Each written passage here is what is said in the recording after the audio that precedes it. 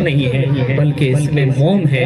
یہ بیٹیوں کی درد کو سمجھتے ہیں۔ آج جو نوجوان بیٹیاں ہماری غیر مردوں کے ساتھ بھاگ رہی ہے انسٹاگرام کے ذریعے سے، فیس بک کے ذریعے سے، اور نہ جانے کیسے کیسے ٹیکنالوجی کے ذریعے سے، اسی احساسات کا ایک یہ سب سے پہلا قدیم ادارہ ہے کہ جس نے اس خواب کو پہلے ہی دیکھا تھا کہ بیٹیاں ہمارے ادارے میں پڑھے گی تو کل کم سے کم غیر مسلم کے ساتھ بھاگے گی تو نہیں، اس کی عزت تو حفاظت میں رہے گی، اس کی عظمت تو بچ جائے گی۔ تو میرے بھائیوں، یہ ہے اس ادارے کی تاریخ۔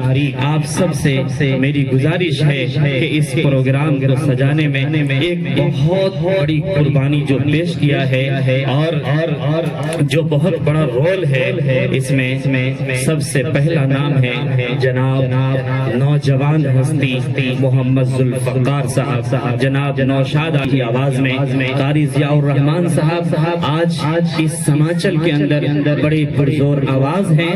بھائیوں، آپ قدر کریں گے تو ان کی عزت نہیں، آپ کی عزت بڑھے گی۔ آپ اپنے گھر کے اگر کسی بچے کی تعریف کرتے ہیں تو وہی بچہ کل جا کے ہیرا بنے گا، اور اس کو اگر آپ شک کی نظر سے دیکھیں گے، اختلاف کریں گے تو وہ کبھی آگے نہیں بڑھ پائے گا۔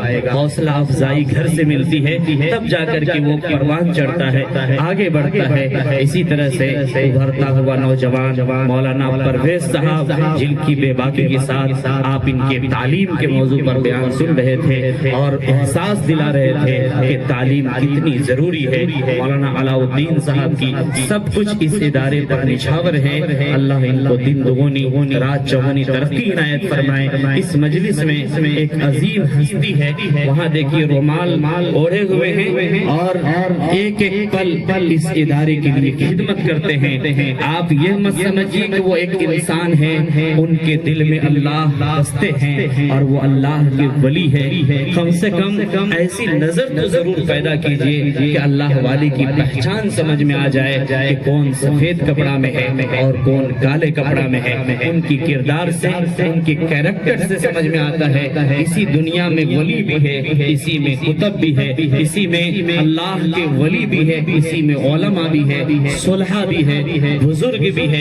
بس پہچاننے کی ضرورت ہے۔ بیرپور کے ایک مایا ناز نوجوان محمد ارشاد صاحب، جو اس ادارے کے لیے دن میں ضرورت ہو یا رات میں ضرورت ہو ہمیشہ قربانی دیتے ہیں، اور ہر وقت ان کا اس ادارے کے لیے فکر ان کو رہتی ہے کہ کیسے ادارہ پروان چڑھے، کیسے ترقی کرے، بچوں کی تعلیم کیسے ہو، بچوں کو کھانے کا نظم کیسے کیا جائے۔ تو آپ سے میں یہی کہنا چاہتا ہوں کہ مولانا علاء الدین صاحب، آپ کے سر پر اب اللہ کے ولی کا بھی ہاتھ ہے، اور یہاں کے بزرگ ہستی حاجی جلال الدین صاحب، جن کا ہر طبقے ہر گاؤں میں ان کی خدمت ہے، دین اور جماعت کے لائن سے، تبلیغ کے لائن سے ان کی دعائیں ہر ذرے اور ہر کونے کو مہکا رہی ہے۔ اللہ ان کی عمر میں اضافہ فرمائے اور اللہ تعالیٰ اور مزید خدمات کا موقع عنایت فرمائے۔ مولانا علاء الدین صاحب کے سر پر بزرگوں کا ہاتھ ہے۔ اب تو نوجوان آ گئے ہیں، اور نوجوان جب چاہتے ہیں تو طوفان کا رخ موڑ دیتے ہیں، اور جس طرح سے چاند اور سورج میں گرہن لگتا ہے تو ایک وقت میں وہ گرہن چھٹ جاتا ہے۔ مولانا علاء الدین صاحب، میں آپ سے یہی کہنا چاہتا ہوں کہ جو آپ کے دل میں دھکی تھی اور احساس کمتری تھی، اب انشاءاللہ وہ نہیں ہوگی، کیونکہ آپ کے سر پر نوجوانوں کا ہاتھ ہے۔ نوجوان جس راستے سے چلتے ہیں تو سمندر بھی راستہ دیتا ہے، اور جدھر سے چلتے ہیں تو وہ راستہ کھلتا ہوا چلا جاتا ہے۔ انشاءاللہ اس ادارے کو آپ لوگوں کے سہارے سے کسی چیز کی کمی اب نہیں ہوگی۔ جتنے بھی سامعین یہاں بیٹھے ہیں، یہ سب آپ کے ادارے سے محبت کرتے ہیں، آپ کے ادارے سے محبت کرتے ہیں، اور جان مال وقت جس چیز کی آپ قربانی چاہیں گے، یہ مرنے سے پہلے آپ کے ادارے میں لگا کر کے مہمان رسول کی خدمت کر کے اللہ کے سامنے وہ ثبوت پیش کرنے کے لیے تیار ہے۔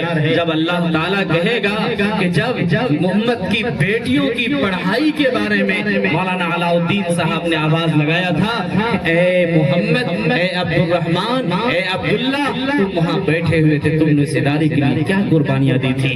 ایک بڑھیا یوسف علیہ السلام کی جب خریداری ہو ہو رہی ہے تو وہ دھاگا لے کر کے جا رہی ہے. پوچھا لوگوں نے کہ ایک طرف سونا چاندی ہے اور ایک طرف بچے کو رکھا جا رہا ہے, وہاں تو بڑے بڑے شہنشاہ نہیں یوسف کو خرید پا رہے ہیں, تم تو ایک دھاگا لے کر کے جا رہی ہو, اس سے کیا کر پاؤ گی؟ انہوں نے کہا کہ مجھے معلوم ہے کہ میں یوسف کو نہیں خرید پاؤں گی. لیکن جس دن اللہ تعالیٰ یوسف کے خریداروں میں نام فہرست جب دیکھا